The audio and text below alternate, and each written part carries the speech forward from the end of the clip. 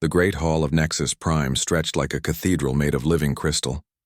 Light danced through the walls in patterns that hurt human eyes to follow. 847 species had gathered here today, their representatives filling the massive space with a rainbow of colors, shapes, and sizes. At the center of it all stood one small figure in a simple blue uniform. Ambassador Sarah Chen looked tiny compared to the towering aliens around her. The Zephyrians floated in their gas-filled bubbles. The rock-like granite lords sat motionless as mountains. The insect-like hive queens clicked and buzzed in their native tongue. All of them were watching her. Council Speaker Veltar rose from his crystal throne. His bird-like features showed no emotion as he spread his silver wings. When he spoke, his words echoed through every translator in the hall. Human Ambassador Chen, your species has been called before this council for the final time. Sarah kept her face calm, but her heart was racing. She had known this day would come. For 20 years, humanity had been pushing the boundaries of what the council called acceptable behavior. They had broken rules that other species followed without question. The charges against humanity are serious, Veltar continued. Your people have interfered with primitive civilizations, giving them technology they are not ready for. You have terraformed worlds without permission. You have refused to submit to the genetic improvement programs that would make you proper galactic citizens. A low murmur ran through the hall. Some species nodded in agreement. Others looked uncomfortable. The Asari representative, Ambassador Catherine, watched Sarah with something that might have been sympathy. Sarah had been preparing for this moment her entire career. She knew every law humanity had broken, and why they had broken it. The council demanded that advanced species leave primitive ones alone. But when humans found the Kalari dying from a plague, they could not just watch. When they discovered the Thraxans were being enslaved by raiders, they had to help. Your people, Veltar said, his voice growing colder, refuse to understand the natural order. There are rules that govern civilized space. These rules have kept peace for 10,000 years. Sarah finally spoke. Her voice was quiet, but it carried clearly through the hall. And in those 10,000 years, how many species have you uplifted? How many worlds have you saved? How many civilizations have you helped reach the stars? A shocked silence fell over the assembly. No one spoke to the council speaker like that. Veltar's feathers ruffled with anger. We do not interfere because interference leads to chaos. Look at your own history, human. Wars, destruction, suffering. This is what happens when a species refuses to accept guidance. Our history also shows growth, Sarah replied. We learned from our mistakes. We became better. And yet you still make the same errors, came a voice from the crystalline collective. You still fight among yourselves. You still question authority. Sarah smiled for the first time since entering the hall. Yes, we do. And that's what makes us human. The council erupted in angry voices. Some species called for immediate punishment. Others demanded that humanity be forcibly modified to remove their rebellious nature. The noise grew louder and louder until Veltar raised his wing for silence. The council has made its decision, he announced. Humanity will be given one final choice. Sarah waited. She had been expecting this. You will submit to complete cultural and genetic modification, Veltar said. Your violent tendencies will be removed. Your questioning nature will be corrected. Your emotional responses will be regulated. You will become proper galactic citizens, peaceful and orderly like the rest of us. And if we refuse, Sarah asked, though she already knew the answer, then humanity will be expelled from all council space. You will have 1 year to remove every human settlement, every space station, every colony. You will be forbidden to return. The hall fell silent again. This was the ultimate punishment. No species had ever been completely exiled from galactic civilization. To be cut off from trade, from knowledge, from the protection of the council, it was considered a death sentence. Sarah looked around the hall at the hundreds of alien faces. Some looked pleased. Others seemed troubled. A few appeared genuinely sad. She thought about Earth, where billions of humans lived their lives in freedom. She thought about the human colonies scattered across dozens of worlds, where people built their own communities according to their own values. She thought about the human explorers pushing ever outward, always searching for something new. Then she thought about what the council was offering. Safety, yes, protection from the dangers of the galaxy, but also control. Humans would become just another quiet, orderly species following rules made by others, never questioning, never pushing boundaries. I need to consult with my government, Sarah said. You have 24 hours, Veltar replied. The council will reconvene tomorrow for your answer. That night, Sarah sat alone in her quarters aboard the human embassy ship. She had already sent the council's ultimatum to Earth through quantum communication. The response had come back within hours. The message was simple. The choice is yours to make, Ambassador. We trust your judgment. Sarah knew what her people wanted. She had grown up among them, had seen their spirit, their determination, their refusal to accept that anything was impossible. They would rather die free than live as controlled subjects. The next day, the council gathered again. Sarah walked to the center of the hall with steady steps. Every eye was on her as she faced the council speaker. Have you reached a decision? Veltar asked. Sarah looked up at him, then let her gaze sweep across the entire assembly. When she spoke, her voice was clear and strong. Humanity chooses exile. The reaction was immediate and explosive. Some species shouted in shock. Others gasped in disbelief. A few began arguing among themselves. No one had expected this answer. Veltar raised his wing again, but it took longer to restore order this time. You understand what this means? He asked. Your species will be alone in the darkness between stars. No trade, no protection, no help if you face disaster. We understand, Sarah replied. But we also understand something else. We understand that freedom is worth any price. She turned to address the entire hall. To those species who have shown us friendship, we thank you. To those who think we are making a mistake, perhaps you are right, but it will be our mistake to make. And when your people die in the cold of space, Veltar said, his voice filled with disgust, remember that you chose this fate. Sarah met his eyes without flinching. When our people reach heights you never imagined possible, remember that you drove us away. She turned and walked from the hall without another word. Behind her, the council dissolved into chaos as hundreds of species tried to understand what had just happened. No one had ever walked away from galactic civilization before. Most thought it was suicide. A few wondered if the humans knew something the rest of them had forgotten. As Sarah's ship departed Nexus Prime, Veltar watched from his crystal throne. He felt satisfied. The troublesome humans were finally gone. Now the galaxy could return to its proper order. He had no idea that he had just made the greatest mistake in galactic history. The exodus began 3 months after Ambassador Chen returned to Earth. Across human space, families packed their lives into cargo containers. Scientists carefully stored their research. Engineers dismantled entire space stations piece by piece. Captain Marcus Torres stood on the bridge of the colony ship New Horizon, watching as the last shuttle departed from Kepler Station. The massive orbital platform had been humanity's furthest outpost. A shining city of metal and glass that housed 2 million people. Now it was being torn apart, its valuable materials loaded onto the great ships that would carry humanity into exile. All sections report ready for departure, his first officer announced. Lieutenant Yuki Tanaka had been born on Kepler Station.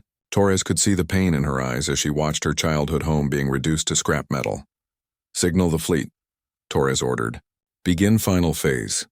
Around them, hundreds of ships moved in careful formation. Colony vessels the size of cities carried millions of refugees. Industrial ships hauled massive factories and fabrication plants. Research vessels protected libraries of human knowledge and genetic samples from every species humanity had encountered. The Galactic Council had given them 1 year to leave. Humanity was doing it in 6 months. Dr. Elena Rodriguez worked frantically in her laboratory aboard the research ship Mendel. As humanity's leading xenobiologist, she had spent 15 years studying alien life forms. Now she was racing to preserve as much as possible before they left Council space forever. The Zephyrian DNA samples are secured, her assistant reported. What about the Asari genetic material? Elena paused in her work. The Asari had been humanity's closest allies in the Council. Ambassador Catherine had quietly provided several biological samples, claiming they were for historical preservation. Elena suspected the Asari woman knew they might be useful for something more. Store everything, Elena said. We don't know what we might need in the years to come. She had collected genetic samples from over 400 species. Officially, it was to preserve the memory of galactic diversity. Privately, Elena believed humans might one day find a way to help these species in ways the Council never allowed. The Council watched the human departure with mixed feelings. Most representatives felt relief. The troublesome humans were finally leaving, taking their dangerous ideas with them. Their refusal to accept limitations had made everyone uncomfortable. But some council members felt uneasy as they observed the scale of the human exodus. Admiral Zerath of the military command studied the reports with growing concern. "They're not just leaving," he told his aide. "They're taking everything. Every piece of technology, every research facility, every manufacturing plant. Surely they cannot survive without council support." The aide replied. Zerath was not so sure. He had fought alongside human soldiers during the Raider Wars. He had seen their determination, their ability to find solutions to impossible problems. Other species solved challenges through committee meetings and careful planning. Humans simply refused to accept that something could not be done. "Look at these ship designs," Zerath said, pointing to his monitor. "They've modified their colony vessels with extra fuel tanks, extended life support, and redundant systems. They're not planning a short journey." The aide leaned closer. "Where could they possibly go? The galactic rim is empty space, is it?" Zerath wondered aloud. On Earth, President Maria Santos stood in the Rose Garden, looking up at the night sky. Thousands of ships were visible as points of light moving among the stars. Each one carried part of humanity's future. "Are we making the right choice?" asked her chief of staff. Santos thought about her daughter who was aboard one of the research vessels. She thought about her grandson who would grow up in unknown space, far from the safety of galactic civilization. "The Council wants to change what makes us human," she said finally. "They want to remove our curiosity, our willingness to question authority, our drive to help others. If we let them do that, we might survive, but we wouldn't be human anymore." "And if we don't survive out there," Santos smiled sadly, "then at least we'll die as ourselves." The evacuation was not without its problems. Some humans chose to stay behind, accepting council modification rather than face the unknown. They were few, but each departure felt like a betrayal to those who were leaving. More troubling were the reports from the outer colonies. Several human settlements had vanished completely, their populations nowhere to be found. The council claimed ignorance, but rumors spread that some species were taking revenge on humans before they could escape. Captain Sarah Kim of the fast attack ship Defiant was investigating one such disappearance when she found something unexpected. The colony on Rigel 7 was indeed empty, but her sensors detected artificial structures on the planet's dark side. "Take us down," she ordered. What they found changed everything. Hidden in a deep canyon were massive construction facilities, clearly alien but using no technology the Council had ever shared. The buildings seemed to grow from the rock itself, and energy readings showed power sources beyond human understanding. "Captain," her science officer reported, "I'm detecting organic computing systems integrated with quantum processors. This is at least 1,000 years ahead of Council technology. Who built this? Unknown. But Captain, look at this." The officer pointed to strange markings on the structures. "These symbols appear in our oldest human languages, as if whoever built this has been watching us for a very long time." Kim ordered the site documented but not disturbed. As they lifted off, she wondered how many other secrets lay hidden in the galaxy, kept from the Council by species that had learned to value privacy over protection. The final departure took place on a cold morning in December. The last human ship, the colony vessel New Earth, prepared to leave the Sol system. On board were the final evacuees from Earth itself, including President Santos and her family. As the ship accelerated past the outer planets, Santos received a message from Nexus Prime. It was from Council Speaker Veltar, and it was brief. "Go in peace, humans. When you have learned the value of order over chaos, the Council may consider allowing your return." Santos deleted the message without responding. She had no intention of returning to beg for acceptance. The human fleet gathered at the edge of Council space, over 2,000 ships carrying the entire human race. For a moment they hung motionless in the darkness between stars, looking back at the lights of galactic civilization. Then Admiral Chen, Sarah's younger brother, gave the order that would define humanity's future. "All ships, proceed to navigation point Omega. Take us into the dark." The fleet turned away from the galaxy's bright core and headed toward the rim, where ancient stars burned low and space between them stretched vast and empty. Behind them the Council breathed easier, believing the human problem was finally solved. They could not have been more wrong. As the last human ship disappeared from their sensors, it activated a small device hidden in its cargo bay. Across Council space, similar devices came to life. They were quantum communication beacons, gifts humanity had left for their few friends in the Council. For now, the beacons remained silent. But someday, when humanity was ready, they would carry a message that would shake the foundations of galactic civilization. The humans were gone, but they had not forgotten their friends. And they had definitely not forgotten their enemies. 100 years had passed since the human exodus. The galaxy had settled into what the Council called its golden age of peace. No wars had been fought in decades. Trade flowed smoothly between species.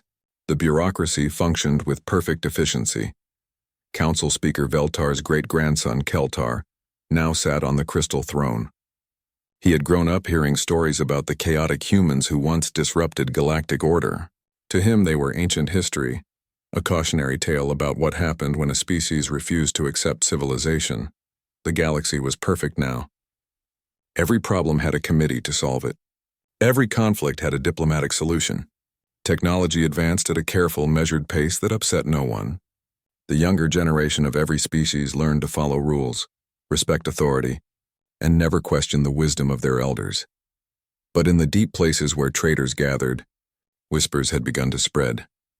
Captain Zorthak of the merchant vessel Wandering Star had been trading on the rim routes for 50 years.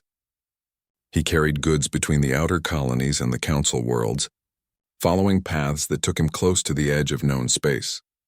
Lately, his sensor officer had been reporting strange readings.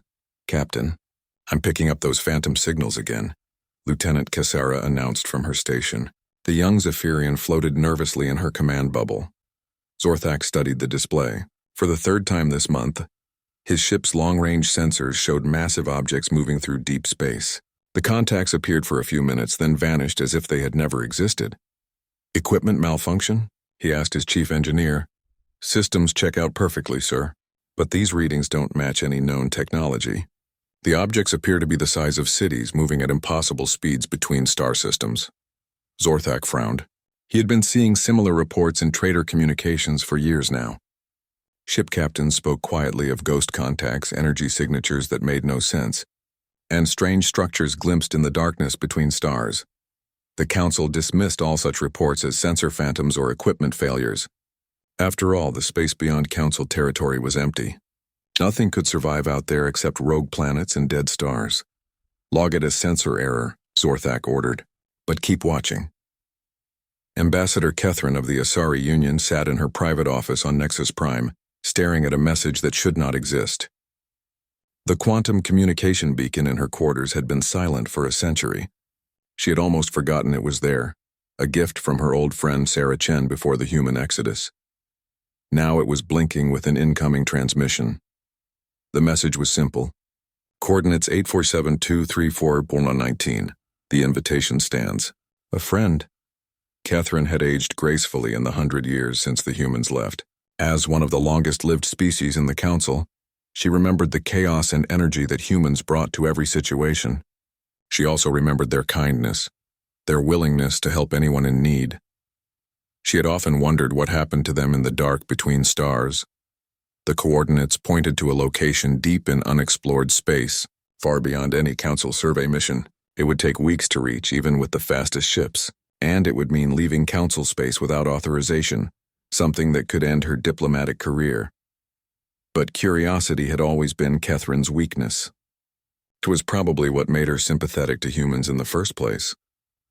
3 weeks later, her personal scout ship dropped out of hyperspace at the coordinates from the message. What she found made her question everything she thought she knew about the galaxy. A massive structure orbited a rogue planet floating in the darkness between stars. The construction was enormous, easily the size of a moon, but it followed no architectural principles that Kethryn recognized. The material seemed to shift and flow like living tissue.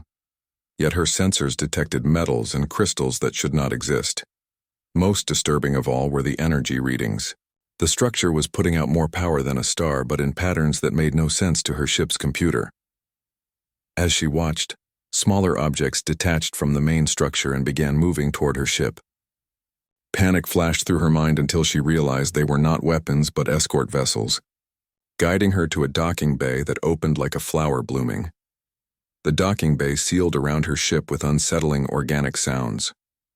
Catherine checked her environmental readings twice before opening her airlock. The atmosphere was perfectly suited to Asari physiology. Someone had been expecting her. A figure emerged from the shadows of the docking bay, and Catherine's breath caught in her throat. It was human, but changed in ways that should have been impossible. The woman was tall and graceful, with skin that seemed to shimmer with its own light. Her eyes held depths that spoke of centuries of experience. "Ambassador Catherine," the woman said in perfect Asari. "I am Dr. Elena Rodriguez. Welcome to Haven Station." Catherine recognized the name from historical records. Elena Rodriguez had been humanity's leading xenobiologist before the Exodus. But that was 100 years ago. No human could live that long, Dr. Rodriguez. But you should be dead? Elena smiled, and Catherine saw that her teeth were slightly different, stronger somehow. "We've learned much in our time away from council space, including how to extend our lives without losing what makes us human." Elena led her through corridors that seemed grown rather than built. The walls pulsed gently with bioluminescent light. Strange plants grew from every surface, providing oxygen and recycling waste with perfect efficiency. "This is impossible," Catherine whispered. "The Council's best scientists have worked for millennia on biotechnology like this. How did humans develop it in just 1 century?" "We had help," Elena replied. "It turns out we weren't the only species the Council drove away. The Rim is full of civilizations that chose exile over submission. We've been learning from each other." They reached a viewing chamber with transparent walls that showed the space around the station. Catherine gasped as she saw dozens of ships moving between massive structures. Some vessels she recognized as modified human designs, but others were completely alien, using technologies she had never seen. "How many species are out here?" she asked. 47 in our local alliance alone," Elena said. "Some were expelled like us. Others left voluntarily. A few evolved here in the deep space between stars, never making contact with the Council at all." Elena gestured to a ship passing nearby. It seemed to be made of living crystal that grew and reshaped itself as she watched. The Crystalli were rejected by the Council 3,000 years ago because their silicon-based biology didn't fit the approved life categories. They've been perfecting biotechnology ever since. Another vessel caught Catherine's attention. It appeared to phase in and out of reality, sometimes solid, sometimes translucent. "And them?" "The Veil Walkers. They exist partially in dimensions the Council doesn't even know exist. They tried to share their knowledge once, but were told they were disturbing the natural order." Catherine felt a chill run through her body. "How many species has the Council driven away?" "More than you might think. The galaxy is much larger and more diverse than Council space suggests. Out here, we don't just tolerate differences, we celebrate them. We learn from them." Elena led her to a laboratory where human and alien scientists worked side by side. Catherine saw technologies that belonged in fairy tales. Materials that repaired themselves, computers that thought like living beings, energy sources that drew power from the quantum vacuum itself. "This is why you left the message?" Catherine asked, partly. "But mostly, we wanted you to know that we remember our friends. The Council may have driven us out, but we haven't forgotten the kindness some species showed us." Elena handed her a small device. "This will allow secure communication with us. Share it with others if you choose. The invitation is always open." "Invitation to what?" Elena smiled. "To see what the galaxy could become if we stopped being afraid of change. If we stopped punishing species for being different.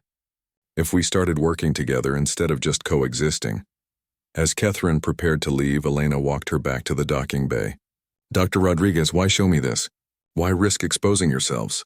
"Because change is coming whether the Council wants it or not. The young members of every species are growing restless with the old ways. They're starting to ask questions their elders don't want to answer." "What kind of questions?" "Why are we forbidden to explore certain regions of space? Why haven't we advanced beyond our current technology in centuries? Why do we accept that some problems can't be solved?" Elena's eyes held a spark that Catherine remembered from humans of old. Sooner or later, some species will break away from the Council to find their own answers. When they do, we want them to know they have friends waiting in the dark. As Catherine's ship departed Haven Station, she looked back at the impossible structure shrinking behind her. The humans and their allies had built something magnificent in exile, something that challenged every assumption about what was possible. For the first time in decades, she felt excited about the future. But she also felt afraid. If this was what exiled species could accomplish working together, what did that say about the Council's golden age of peace? The galaxy was about to discover that humanity's exile had not been a punishment. It had been an opportunity, and now, 100 years later, the bill was coming due. The alert came through every Council communication system at exactly noon, Galactic Standard Time. A single ship had appeared at the edge of Council space and was requesting permission to approach Nexus Prime. Traffic Control Officer. Rendak almost deleted the message as routine until he saw the identification code. His crest feathers stood on end as he read it 3 times to make sure he was not making a mistake. The ship claimed to be human. Within an hour, every major council member had representatives in the emergency session chamber. Council Speaker Keltar paced nervously behind his crystal throne while military advisors argued about proper response protocols. It could be a trick, Admiral Zerath suggested. His grandfather had been the one to document humanity's departure a century ago. Some other species using stolen human identification. The quantum signature matches historical records, reported the chief science advisor. This is definitely a human vessel. But the design... He paused, studying his datapad with confusion. The design makes no sense. On the main display, an image of the approaching ship rotated slowly. It looked nothing like the crude metal constructions humans had used during their time in Council space. This vessel seemed to grow and shift as they watched, its hull incorporating organic curves and crystalline formations that sparkled with their own light. "How large is it?" someone asked. "Approximately 2 kilometers long, but the mass readings are inconsistent. Sometimes it reads heavy as a battleship, other times light as a pleasure craft. The ship appears to be changing its own physical properties." Keltar stopped pacing. His ancestor Veltar had told stories about humans before his death 20 years ago. Stubborn, chaotic, unwilling to accept limits, but also innovative, brave, and surprisingly dangerous when cornered. Allow them to dock, he decided. But full security protocols. I want to know how they survived a century in empty space. The ship that entered Nexus Prime's main docking bay moved with fluid grace that unsettled everyone watching. Instead of the harsh mechanical sounds of normal spacecraft, this vessel settled onto the docking platform with barely a whisper. Security Chief Graltok had positioned armed guards throughout the bay, but he felt uneasy as the ship's airlock opened. No ramp extended. Instead, the hull simply flowed apart like liquid metal, creating an opening that sealed perfectly with the station's atmosphere. A single figure emerged from the ship. She was definitely human, but changed in ways that made Graltok's security briefing seem woefully inadequate. The woman appeared young, perhaps 30 years old by human standards, but her eyes held depths that spoke of much longer experience. Her skin had a subtle luminescence, and when she moved, it was with a grace that seemed to defy gravity. Most disturbing were the medical scans his team was conducting remotely. The readings showed human biology, but enhanced beyond anything in Council scientific records. Bones stronger than starship armor, organs that could function in hard vacuum, neural pathways that interface directly with quantum processing systems. "I am Elena Vasquez," the woman announced, her voice carrying clearly through the docking bay without any apparent amplification. "I request an audience with the Galactic Council." Graltok stepped forward, his weapon ready but not raised. "State your purpose, human." Elena smiled, and for a moment she looked like any young human woman. Then the expression faded, and Graltok saw something that made his blood run cold. This was not someone who could be intimidated or controlled. "I carry greetings from the Rim Alliance," she said, "and an invitation." The emergency council session that followed was unlike anything in recorded galactic history. Elena stood alone in the center of the great crystal hall, surrounded by hundreds of alien representatives who whispered among themselves in dozens of languages. Council Speaker Keltar tried to project the same authority his ancestor had shown, but Elena's presence was unsettling. She seemed completely at ease, as if she were the one in control of the situation. "Elena Vasquez," Keltar began formally, "you claim to represent humanity, yet our records show that your species was exiled from Council space over 100 years ago. How do you explain your presence here?" "Humanity survived," Elena replied simply. "We adapted, we grew. We learned. Learned what?" demanded the representative from the crystalline collective. How to hide in the darkness between stars. Elena's smile returned. We learned that the darkness isn't empty. It's full of wonders that the Council has chosen to ignore. She gestured, and a holographic display materialized above her hand. The technology was far beyond anything the Council possessed. The images appeared solid, three-dimensional, more real than reality itself. The first image showed a massive space station orbiting a rogue planet. The structure was beautiful and impossible, combining organic growth with crystalline formations and metallic engineering in ways that should not work. This is Haven Station, Elena explained, one of 47 major installations built by the Rim Alliance. We are a confederation of species that chose freedom over security, growth over stagnation. The next image showed ships that defied conventional physics. Some seemed to be grown rather than built. Others phased in and out of visible reality. A few appeared to be made of living light. Impossible, whispered the chief science advisor. Those designs violate at least 12 fundamental laws of physics. Only if you limit yourself to the physics the Council has approved, Elena replied. We've had excellent teachers, the images continued. Worlds terraformed in decades rather than millennia. Cities that floated in space without artificial gravity. Beings that had transcended their original biology while retaining their essential nature. Council Speaker Keltar felt a chill running down his spine. You're claiming that exiled species accomplished this? In just 1 century? We accomplished this together, Elena corrected. Humans, Crystalli, Veilwalkers, the Deep Builders, the Star Dancers, and dozens of others. Species that the Council rejected, expelled, or simply ignored. Admiral Zerath leaned forward. Even if this is real, it proves nothing. A handful of outcast species hiding in the Rim territories. You're still refugees. Elena's expression grew serious. Admiral, with respect, we're not refugees anymore. We're pioneers, and we're not hiding. She gestured again, and the hologram changed to show a star map. Council representatives gasped as they recognized the galaxy, but marked with territories they had never seen before. The Rim Alliance controls approximately 30% of the galaxy's inhabitable systems, Elena continued. We've made contact with over 300 species that exist beyond Council space. Some are ancient civilizations that predate your confederation by millions of years. Others are young races just learning to reach the stars. The hall erupted in shocked voices. Several representatives demanded immediate military action. Others called for verification of these claims. A few sat in stunned silence. Keltar raised his wing for order. Even if your claims are true, what do you want from us? Surely you're not here for diplomatic recognition? We're here with an invitation, Elena said. The same invitation we've been extending to individual species for the past 20 years. What invitation? Elena's hologram shifted to show young beings of various species working together in laboratories, exploring alien worlds, building impossible structures. An invitation to join something better.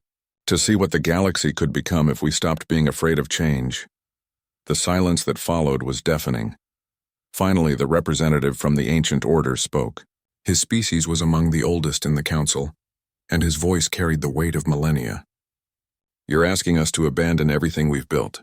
10,000 years of peace and stability. I'm asking you to consider that peace and stability aren't the same thing as growth and progress, Elena replied. In the 100 years since humanity left, how many new species has the Council welcomed? How many scientific breakthroughs have changed daily life? How many problems that seemed impossible have been solved? The uncomfortable silence answered her questions. Elena activated a device on her wrist, and suddenly every representative in the hall received a data packet on their personal communicators. Complete technical specifications for 3 technologies we're willing to share immediately. Medical nanites that can repair cellular damage at the molecular level. Terraforming techniques that can make any world habitable in 5 years. And quantum communication systems that work across galactic distances instantaneously. The murmur that ran through the hall was electric. These technologies represented advances of centuries, maybe millennia. What do you want in return? Keltar asked suspiciously. Nothing, Elena said. These are gifts. Proof that cooperation works better than control. She began walking toward the exit, her footsteps echoing in the vast hall. The invitation stands for any species, any world, any individual who wants to be part of something larger than themselves. We're not trying to destroy the Council. We're simply offering an alternative. At the entrance to the hall, she paused and looked back. "Oh, and Council Speaker? You should know that we've been in contact with many of your member species for years now, especially the younger generations. They're very interested in what we've built."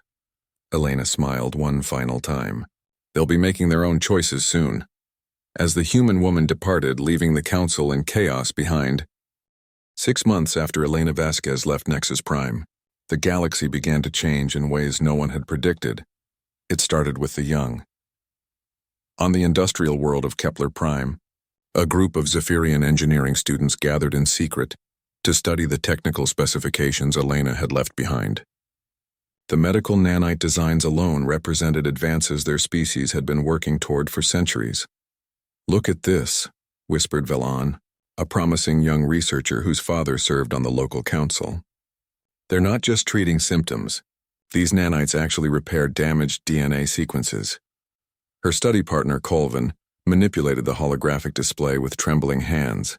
"My grandmother has been dying from genetic degradation for years. This technology could save her. But it's forbidden," another student reminded them. "The council banned all research into human technologies." Velan looked around the cramped storage room where they met. "The council banned a lot of things. They banned questioning their decisions too." Similar scenes played out across council space. On the aquatic world of Depth's End, young Nautiloans studied the terraforming data that could transform dead worlds into water paradises.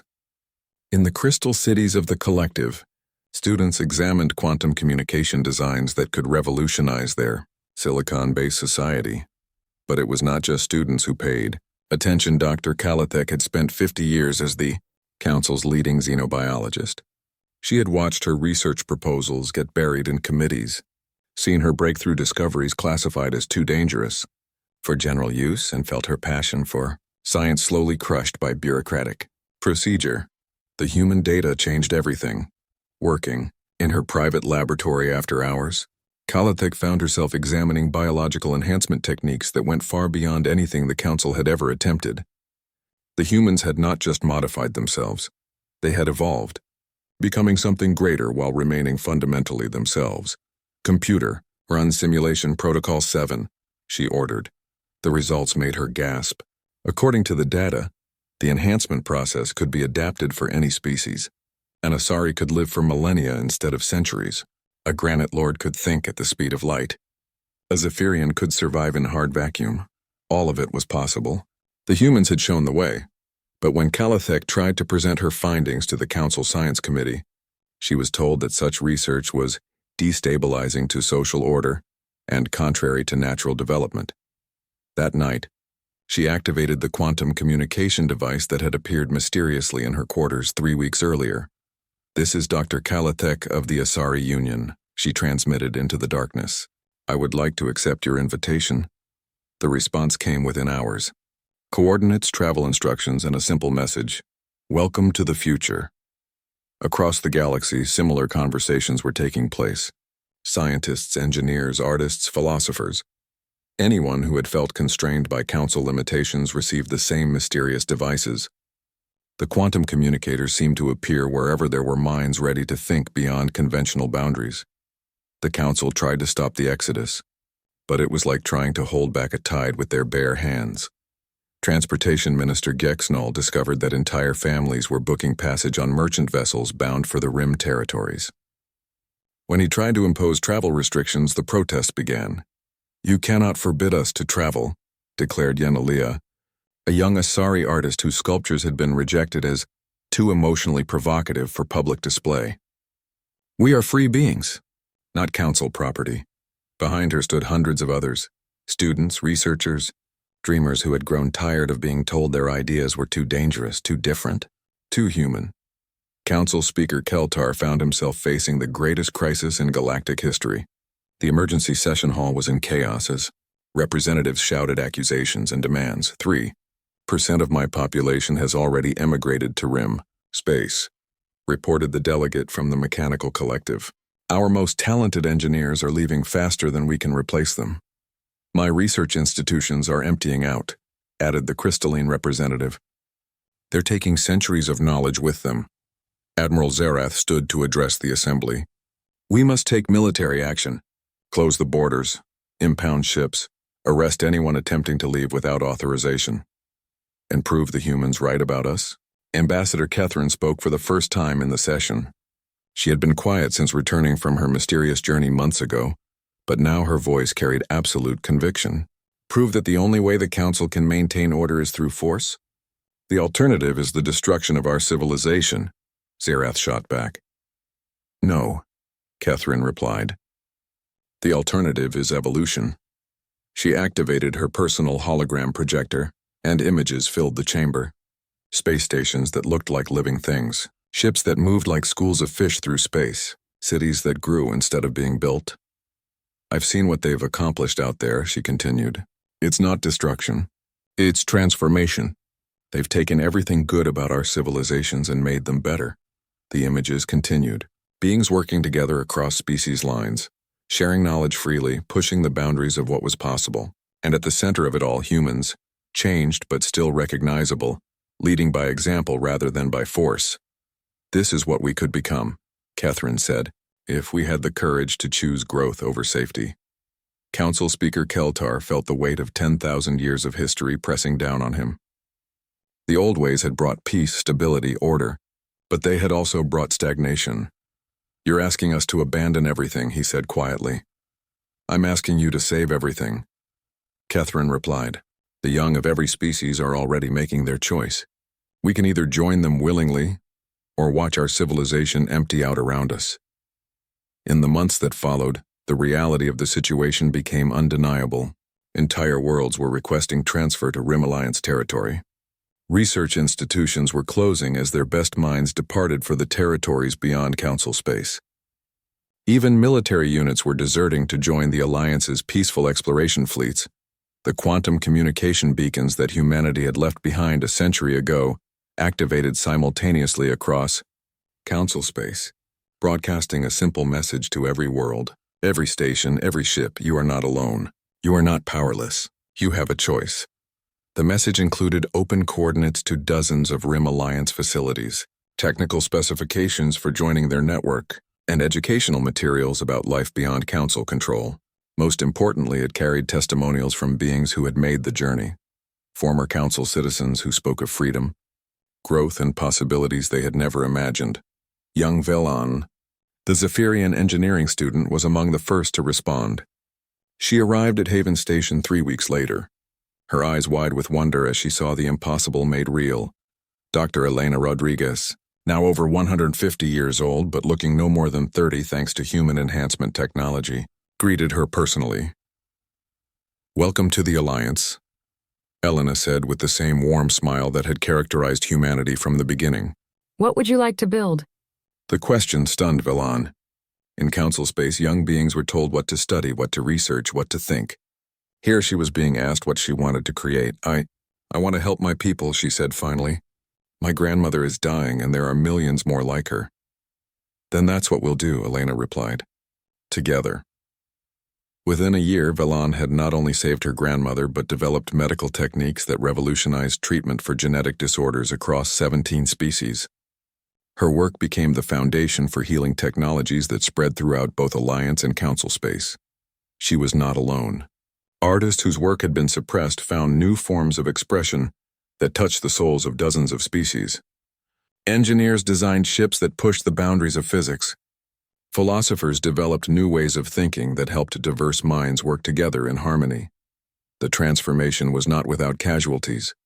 Some Council species chose isolation over integration, closing their borders and retreating into increasingly rigid traditionalism. Others split apart as their younger generations departed en masse for the Rim territories. But for every loss, there were new connections formed. Species that had never interacted began collaborating on projects that benefited everyone.